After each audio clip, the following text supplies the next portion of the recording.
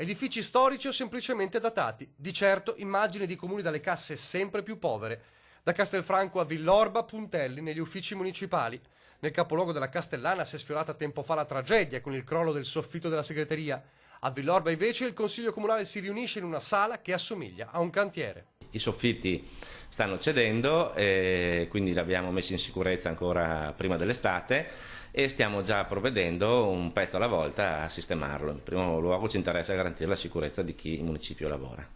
Senta, ma lavorare con i puntelli di fatto nelle stanze?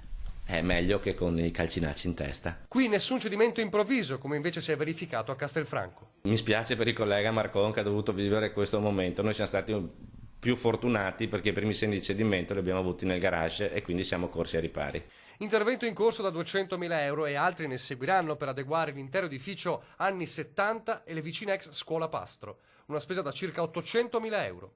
A Castelfranco la struttura è stata per ora solo messa in sicurezza. Laddove il crollo si era verificato abbiamo ripristinato, è stata fatta un'indagine dove sono stati messi in evidenza dei punti più critici, lo scalone d'entrata ad esempio è stato messo in sicurezza per andare a prevenire crolli. Anche qui il conto è salato. La Forbice oggi ci dice ma è ancora prematuro perché dobbiamo approfondire, ma si va da un minimo di 250.000 a un massimo di 500.000 euro per mettere in sicurezza tutto il palazzo municipale.